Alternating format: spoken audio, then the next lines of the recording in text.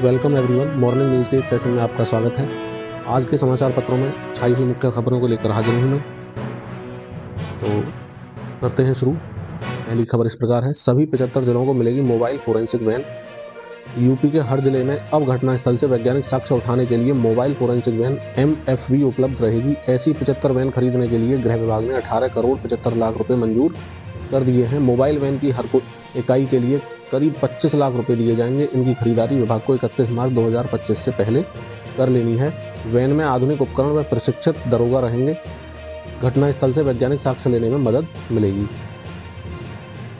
आगे खबर है, जनवरी दिसंबर में 4 भर्ती परीक्षाओं के जरिए 2462 पदों पर होगी भर्ती। 1262 कनिष्ठ सहायकों के चयन के लिए परीक्षा 19 दिसंबर से कर दी है शेड्यूल।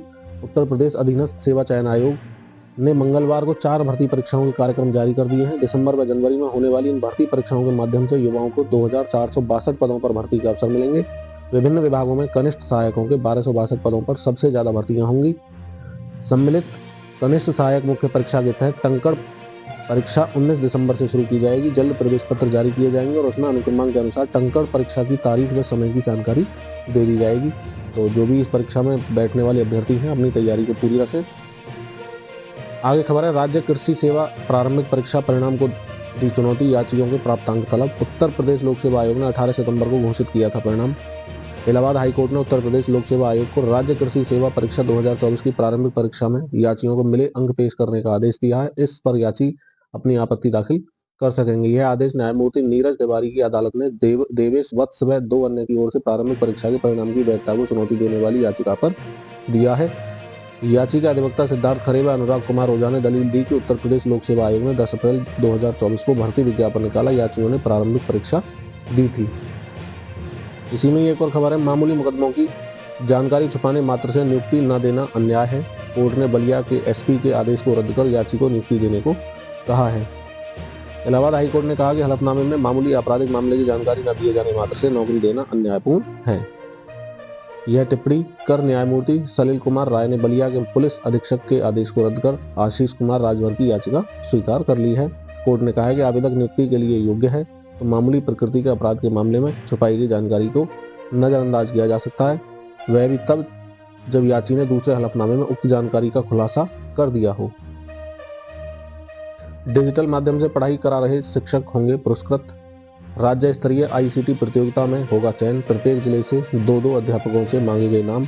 उत्तर प्रदेश से ही खबर है। ये भी परिषदीय प्राथमिक स्कूलों में डिजिटल माध्यम से विद्यार्थियों को पढ़ाई कराने को बढ़ावा दिया जा रहा है। ऐसे में शिक्षक जो ऑनलाइन माध्यम से पढ़ाई करा रहे हैं, छात्रों का पंजीकरण व उनकी नियमित उपस्थिति ऑनलाइन दर्ज कर रहे हैं, सूचनाओं का आदान प्रदान व विद्यालय प्रबंधन में डिजिटल माध्यम का अधिक से अधिक प्रयोग कर रहे हैं, उन्हें प्रोत्साहित किया जाएगा।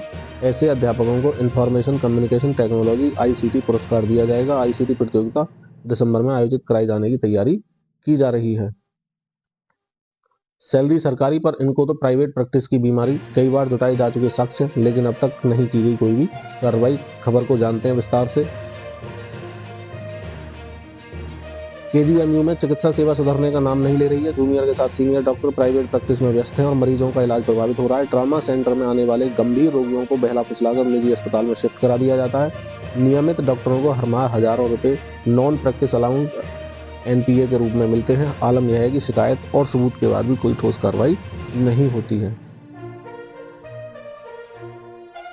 सोना 1750 रुपए टूटा, चांदी 2700 रुपए लुढ़की। सुस्त मांग और कमजोर वैश्विक संकेतों के कारण दोनों धातुओं में लगातार गिरावट जारी है। इस टाइम 10 ग्राम सोने की कीमत अब 77,800 रुपए, चांदी 91,300 रुपए प्रति किलोग्राम पर पहुंच गई है। क्या है मानकीकरण और कैसे लागू करेगा आयोग? लोक सेवा आयोग का कहना है कि एक विज्ञापन के सापेक्ष एकाधिक दिवसों पालियों में परीक्षा कराई जाने की स्थिति में मूल्यांकन के लिए भारत सरकार के पूर्व मुख्य सांख्यिकीविद की अध्यक्षता में एक उच्च स्तरीय समिति का गठन किया गया, जिसके द्वारा 2 या अधिक दिवसों के प्रश्न पत्रों के समान व तार्किक मूल्यांकन के लिए परसेंटाइल फॉर्मूला अपनाने की अनुशंसा की गई है।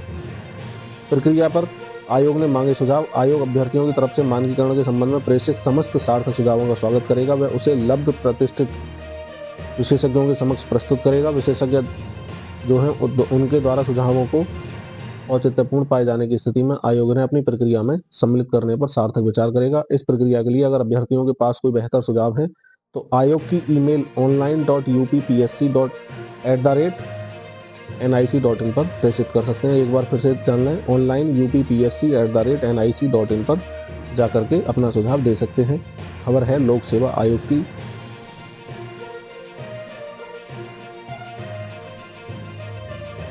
यूपी ट्रिपल एससी ने रुकी भर्ती परीक्षाओं की तारीख घोषित कर दी है। एक्सरे टेक्नीशियन 15 और कनिष्ठ सहायक जो परीक्षा है उसकी टाइपिंग 19 को होने वाली है। ये खबर पहले ही बता चुके हैं। इस संबंध में अधिक जानकारी के लिए uppssc.gov.in पर जाएं और जानकारी प्राप्त कर सकते हैं।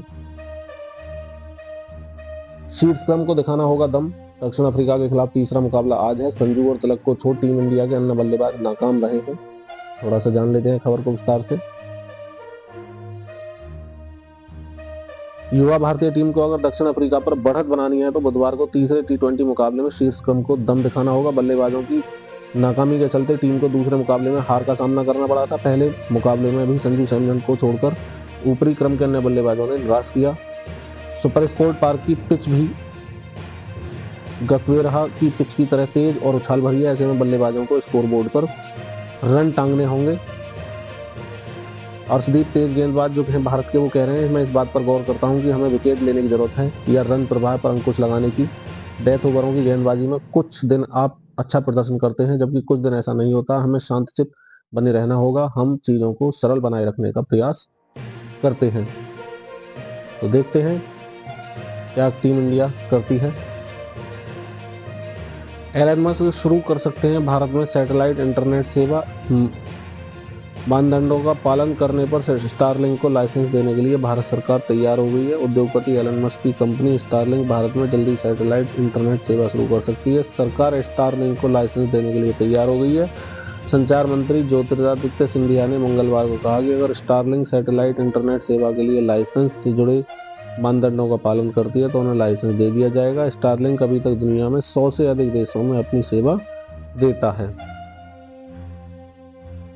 बारकोड नहीं तो सड़क पर एंट्री नहीं, ई रिक्शा के मनमाने संचालन पर नियंत्रण का निकाला गया फॉर्मूला।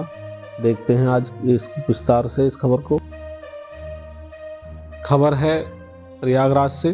कुंभ मेले को नजर में रखते हुए स्मूथ ट्रैफिक व्यवस्था में चुनौती बन रहे ई रिक्शा सड़कों से गायब होने वाला है। इसके लिए सेक्टर वाइज कलर कोड के साथ ई रिक्शा पर बारकोड लगाने की तैयारी कर दी है। बारकोड उसी ई रिक्शा पर लगाया जाएगा जिनका प्रॉपर रजिस्ट्रेशन आरटीओ ऑफिस में होगा। बगैर बारकोड के एक भी रिक्शा जो होगा वो पुलिस शहर में नहीं चलने देगी। बारकोड जारी करने से पहले ई रिक्शा के चालक और मालिक का पुलिस वेरिफिकेशन भी होगा।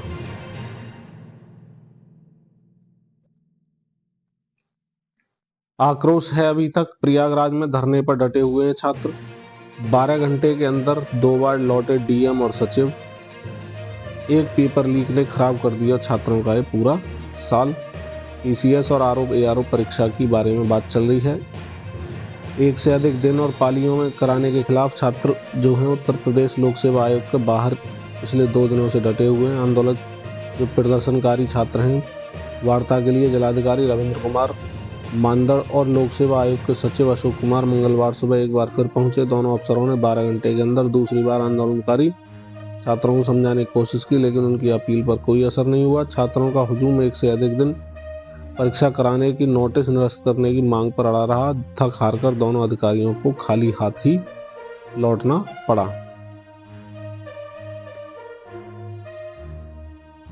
तत्काल सुनवाई को ईमेल या पत्र भेजा जाए। सीजेआई हैं हमारे वर्तमान संजीव खन्ना जी, इन्होंने कहा है। मुख्य न्यायाधीश संजीव खन्ना ने मंगलवार को कहा है कि मामलों को तत्काल सूचीबद्ध करने और सुनवाई के लिए मौखिक उल्लेख की अनुमति नहीं दी जाएगी। उन्होंने वकीलों से ईमेल या लिखित पत्र भेजने की आग्रह की बात कही है।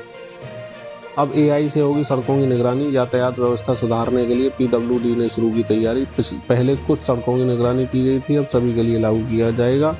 100% सटीकता के साथ होगा काम। खबर है दिल्ली से। राजधानी में यातायात व्यवस्था सुधारने के लिए आर्टिफिशियल इंटेलिजेंस एआई की मदद लेने की प्रक्रिया शुरू हो चुकी है। अब दिल्ली की सड़कों की दशा को ठीक करने में भी एआई का सहारा लिया जाएगा। इसके लिए लोक निर्माण विभाग पीडब्ल्यूडी तैयारी शुरू कर चुका है।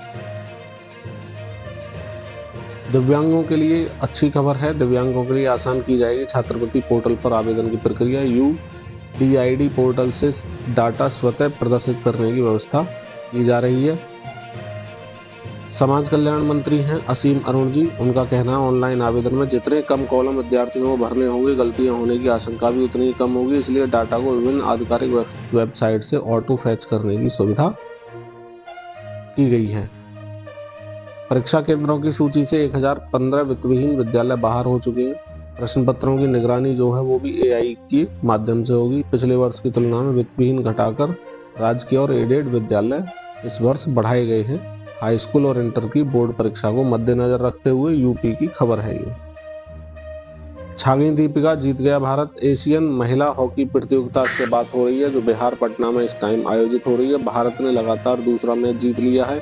आज रेस्ट डे है। गुरुवार को भारत का मुकाबला जो होने वाला है वो थाईलैंड से होगा और दूसरा मुकाबला जो भारत का था वो राजगीर में भारत ने कोरिया को 3-2 से मात दे दी है। जबकि जापान बनाम थाईलैंड का मैच 1-1 से ड्रॉ रहा। चीन ने मलेशिया को 5-0 से पराजित किया। बढ़त बनाने की चुनौती भारतीय बल्लेबाजों की होगी तेज गेंदबाजों के सामने कड़ी परीक्षा। तीसरा T20 आज है। सूर्य कुमार, रिंकू सिंह, अभिषेक की विफलता बनी है इस समय चिंता का कारण। तो all the best team India, करते रहें कुछ अच्छा जिससे कि सभी प्रशंसक और देश का सर जो है गर्व से ऊंचा रहे। इसी के साथ आज का न्यूज बुलेटिन यहीं समाप्त होता है। मैं विपिन शर्मा लेता हूं आपसे विदा। मिलते हैं नई खबरों में, नई वीडियो में, नए दिन के साथ। और अगर आपने अभी तक चैनल को लाइक, सब्सक्राइब और शेयर नहीं किया तो कर लेंगे। तो जय हिंद, जय भारत, वंदे मातरम।